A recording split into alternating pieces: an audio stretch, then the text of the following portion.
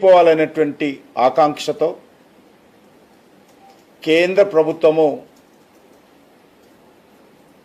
నిన్న ఒక సంస్కరణ తీసుకురావడం జరిగింది. అది ఈరోజు రాజ్యసభలో, ఆ తర్వాత జేపీసీలో చర్చించే విధంగా నిర్ణయం తీసుకొని కేంద్ర ప్రభుత్వము ఆ యొక్క రాజ్యాంగ సవరణ ప్రతిపాదనతో అమిత్ షా గారు నిన్న పార్లమెంటులో ప్రవేశపెడితే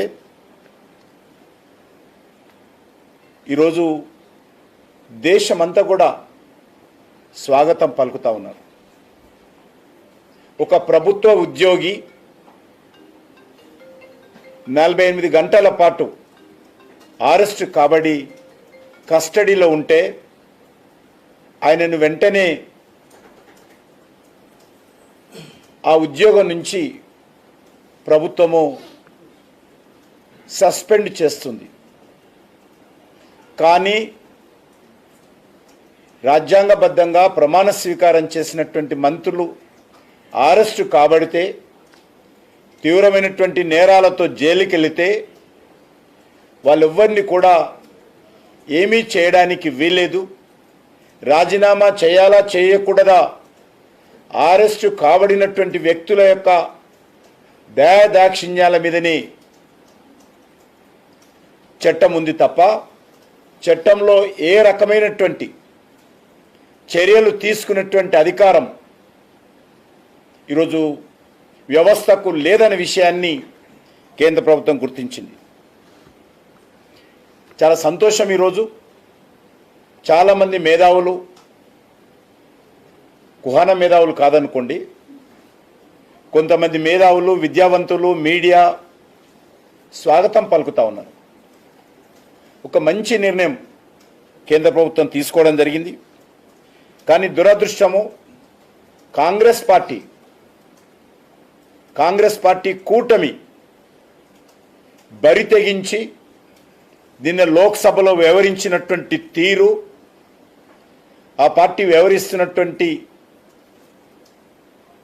మరి వ్యవహారము, ఆ పార్టీ వ్యక్తం చేస్తున్నటువంటి అభిప్రాయాలు చాలా దురదృష్టకరమని ఈ సందర్భంగా మనవి చేస్తా ఉన్నాను. ఇందులో ఏ పార్టీకి సంబంధం లేదు.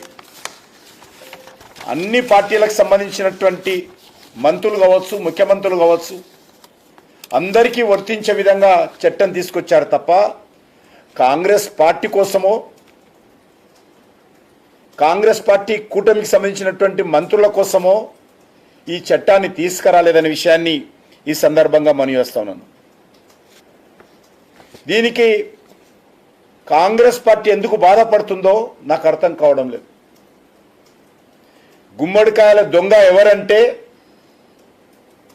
భుజాలు పుంచినట్టుగా, భుజాలు తడుముకున్నట్టుగా ఈరోజు కాంగ్రెస్ పార్టీ వ్యవహారము కనిపిస్తూ ఉంది. అనేక మంది గతంలో కూడా నైతిక విలువలతో రాజకీయాలు చేసేటువంటి వ్యక్తులు అనేక మంది ఆరోపణలు వచ్చినప్పుడు రాజీనామాలు చేసినటువంటి సందర్భాలు మన దేశంలో కూడా ఉన్నాయి. 1995లో హవాలా కేసులో సిబిఐ పలువురు నేతలతో పాటు భారతీయ జనతా పార్టీ నాయకుడైనటువంటి లాల్ కృష్ణ అద్వానీ గారి పేరు కూడా ఆ రోజు ఆ యొక్క హవాలా కేసులో చేర్చినప్పుడు నేను ఈ కేసు నుంచి బయటపడేంత వరకు కూడా ఎన్నికల్లో పోటీ చేయనని చెప్పి వివరించినటువంటి సందర్భాలు ఉన్నాయి. 1997లో ఆయనకు క్లీన్ చిట్ వచ్చిన తర్వాతనే 1998లో అద్వానీ గారు మళ్ళీ లోక్సభకు పోటీ చేసి నైతిక విలువలతో కూడినటువంటి రాజకీయాలకు పెద్దపీట వేసిన విషయాన్ని మనం చేస్తా ఉన్నాం. అంతేకాకుండా 2005లో సొరాబుద్దీన్ కేసులో సొరాబుద్దీన్ సంబంధించినటువంటి ఎన్కౌంటర్లో మరి నాటి గుజరాత్ హోంమంత్రి అయినటువంటి అమిత్ షా గారి పేరు సిబిఐ ఛార్జ్షీట్లో ఉన్నప్పుడు ఆయన మంత్రిగా రాజీనామా చేసి మరి 2014లో అమిత్ షా గారి ప్రమేయం లేదని న్యాయస్థానం తీర్పు ఇచ్చిన తర్వాతనే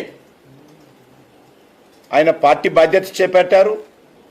న్యాయస్థానం తీర్పు ఇచ్చిన తర్వాతనే లోక్సభకు పోటీ చేసిన విషయాన్ని ఈ సందర్భంగా మనం చేస్తున్నాం.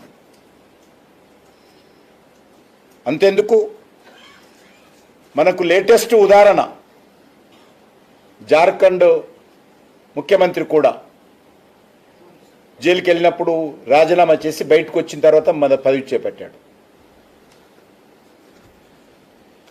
ఈరోజు రాజకీయాలలో ఈ రకమైనటువంటి ఆరోపణలు వచ్చినప్పుడు స్వచ్ఛందంగా పదవి నుంచి వదిలిగాల్సినటువంటి అవసరం ఉంది. డాక్టర్ బాబాసాహెబ్ అంబేద్కర్ కావచ్చు, బాబు రాజేంద్ర ప్రసాద్ కావచ్చు, ఏదైతే రాజ్యాంగ నిర్మాతలు ఉన్నారో రాజ్యాంగ రూపకల్పన చేసినప్పుడు మరి మంత్రులు కానీ ముఖ్యమంత్రులు కానీ తీవ్రమైనటువంటి ఆరోపణలతో జైలుకి వెళ్ళినాక జైలు నుంచే పరిపాలన చేస్తారు అనే విషయము డాక్టర్ బాబాసాహెబ్ అంబేద్కర్ ఆ రోజు ఊహించలేదు. ఆ రోజు ఊహించినుంటే అంబేద్కర్ గారే ఆ రోజే పెట్టేవాళ్ళు. ఈ రకమైనటువంటి మహానుభావులు రాజకీయాలకు వస్తారని తెలియదు. ఈ రకమైనటువంటి మహానుభావులు మంత్రులు ముఖ్యమంత్రులై దేశానికి వెలుగు పెడతారనుకు తెలియదు ఆ రోజు. కానీ ఈరోజు మనము స్వయంగా చూస్తూ ఉన్నాం, అనుభవిస్తూ ఉన్నాము. కాబట్టే ఆ రోజు వారు స్పష్టత ఇవ్వలేకపోయారు. ఈ రకంగా దుర్మార్గంగా జైల్లో నుంచే పరిపాలన చేస్తారన్న విషయం తెలియదు. అధికారం కోసం సిగ్గు విడిచి దిగజారి రాజకీయాలు చేస్తారని వారికి తెలియదు. బాధ్యతలో ఉన్నటువంటి వాళ్ళు ఎవరైనా నేరారోపణం కింద జైలుకి వెళితే వాళ్ళు రాజీనామా చేయాలి. ప్రభుత్వం పోదు, ఆ పార్టీ ఇంకోరిని ఎన్నుకోవచ్చు జార్ఖండ్ లాగా. అంతే తప్ప వ్యక్తుల కోసం వ్యవస్థను దిగదార్చే విధంగా, ప్రజలలో నవ్వుల పాలయ్యే విధంగా ఈరోజు కొంతమంది వ్యక్తులు అధికారాన్ని విడిచిపెట్టకుండా జైల్లో ఉండి పరిపాలన చేస్తున్నటువంటి విషయాలను మనం చూస్తూ ఉన్నాము. ఢిల్లీ ముఖ్యమంత్రి అరవింద్ కేజ్రీవాల్ 6 నెలలకు పైగా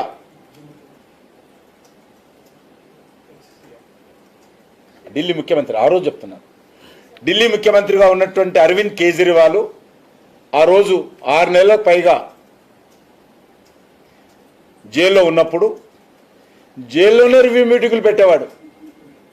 ఐఏఎస్ ఆఫీసర్సు, ఐపీఎస్ ఆఫీసర్సు జైల్లోకి వెళ్ళి ఆయన ఆదేశాలు తీసుకునే వాళ్ళు అక్కడ సమీక్ష సమావేశాలు పెట్టేవారు.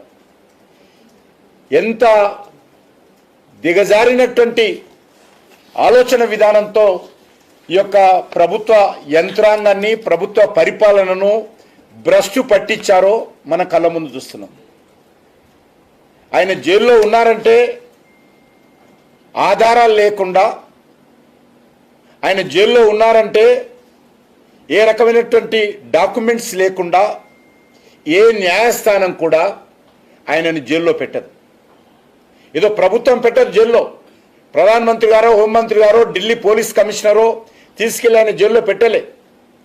న్యాయస్థానం ముందు ఆయన ప్రవేశపెట్టినప్పుడు ఆధారాలతో కూడినటువంటి అనేక డాక్యుమెంట్స్ పొరపాటు జరిగిందని, ఢిల్లీ మద్యం కుంభకోణంలో అక్రమాలు జరిగాయని, 100 కోట్లు చేతులు మారాయని సవివరమైనటువంటి డాక్యుమెంట్స్తో న్యాయస్థానం ముందు పెట్టినప్పుడు న్యాయస్థానం ఆయనకు జైలుకి వెళ్ళినటువంటి యూరియా స్టాక్ ఉండింది. అది ఏమైందో తెలియదు.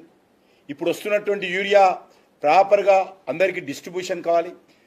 దాన్ని రాష్ట్ర ప్రభుత్వం కూడా రైతులకు చెప్పాలి. ఇప్పుడు ఉన్నటువంటి పరిస్థితుల్లో యూరియాను ఒక పద్ధతిగా వాడుకోవడము, యూరియాను కొంత దుర్వినియోగం కాకుండా చూసుకోవడము, పక్కదారి పట్టకుండా చూడడము. మీకు అందరూ తెలుసు, యూరియాకు సంబంధించి పక్కదారి పడుతుంటే వేపపూత పూసినటువంటి యూరియాను మేము తీసుకొచ్చాం కొత్తగా. అది కొత్త సంస్కరణ, అనేక రకాల సంస్కరణలు, ఇదొక సంస్కరణ. వేపపూత పూసినటువంటి యూరియాని ఇస్తా ఉన్నాం. దాన్ని కూడా ఈరోజు దుర్మార్గులు ఆ యొక్క వేపపూత పూసినటువంటి యూరియాను కూడా దారి మళ్లిస్తున్నటువంటి విషయము. దాన్ని ఈరోజు మరి అనేక ఇతర కార్యక్రమాలకు మరి ఉపయోగిస్తున్నటువంటి విషయాన్ని కూడా మనం ఈ సందర్భంగా కనుగొన్నాం. కాబట్టి ప్రభుత్వము యూరియా దారి మళ్ళుకుంటా చూడాలి. ఎక్కడ కూడా ఏ యొక్క పెద్ద రైతు కానీ స్టోర్ చేయకుండా చూడాలి.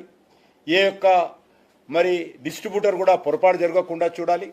ఈరోజు మనము మనవి చేస్తా ఉన్నాను, కేంద్ర ప్రభుత్వం అనేక రోజులుగా ఈరోజు ఈ యొక్క యూరియాకు సంబంధించి మేము చర్యలు తీసుకుంటున్నాం. భవిష్యత్తులో కూడా చర్యలు తీసుకుంటాం. ఏదో వీళ్ళు వచ్చి ధర్నాలు చేస్తానో, వీళ్ళు వస్తా ఎంపీలు వచ్చి అడుగుతానో ఇస్తున్నాం కదా, అది బాగా రెస్పాన్సిబిలిటీ, మా బాధ్యత అది. కాబట్టి యూరియా వీళ్ళు ధర్నాలు చేసి ఇచ్చిరని చెప్పి సంఖ్యలు కొట్టుకుంటున్నారు. కొట్టుకోండి, ఏం అభ్యంతరం లేదు. కానీ ఇస్తున్నది మేమే, మా రెస్పాన్సిబుల్ ఫీల్ అవుతున్నాం. ఈరోజు తమిళనాడులో కరైకల్ పోర్టులో 32,000 మెట్రిక్ టన్నుల యూరియా రెడీగా ఉంది. అందులో ఒక 30% మరి నిన్న మాట్లాడిన తర్వాత తెలంగాణకి ఇవ్వడం కోసము మరి నడ్డా గారు ఆదేశించడం జరిగింది. అదే కాకుండా అంటే ఆల్మోస్ట్ 10,000 మెట్రిక్ టన్నులు ఒక తమిళనాడు కరైకల్ పోర్టు నుంచి తెలంగాణకు వస్తుంది. ఇదే స్టార్ట్ అవుతుంది, అక్కడ నుంచి ట్రాన్స్పోర్ట్ చేయాలి కదా.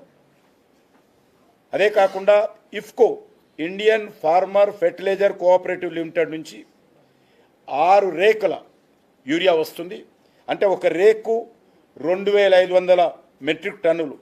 ఆ రకంగా ఇఫ్కో నుంచి 15,000 మెట్రిక్ టన్నుల యూరియా తెలంగాణకు వస్తుంది. అదే కాకుండా క్రిబ్కో, కృషిక్ భారత్ కోఆపరేటివ్ లిమిటెడ్, క్రిబ్కో నుంచి కూడా మరొక 17,500 మెట్రిక్ టన్నులు, అంటే 7 రేక్స్ అంటారు ట్రైన్లో వస్తాయి. 17,500 మెట్రిక్ టన్నుల యూరియా అది కూడా తెలంగాణకు వస్తుంది. అదే కాకుండా ముంబైలో RCF, Rashtriya chemical and fertilisers limited నుంచి 3 రేకులు 7,500 మెట్రిక్ టన్నుల యూరియా తెలంగాణకు వస్తున్నది. అదే కాకుండా మన తెలంగాణ కోటా కాకపోయినప్పటికీ కూడా Mangaluru Chemicals and Fertilisers MCF అక్కడి నుంచి కూడా 2,500 మెట్రిక్ టన్నుల యూరియా మన తెలంగాణకు వస్తుంది.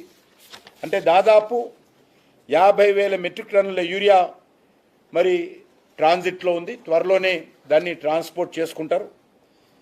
కేంద్రం కమిట్మెంట్తో ఉన్నది కాబట్టే అనేక రకాల, మన ఒక్క రాష్ట్రంలోనే కాదు అనేక రాష్ట్రాల్లో కూడా కొంత సమస్య వచ్చింది. దానికి కొన్ని మన చేతుల్లో ఉండవు, అంతర్జాతీయంగా మనం ఇంపోర్ట్ చేసుకుంటున్నాం. ఇది రైతులకు ఎప్పటికప్పుడు సర్ది చెప్పి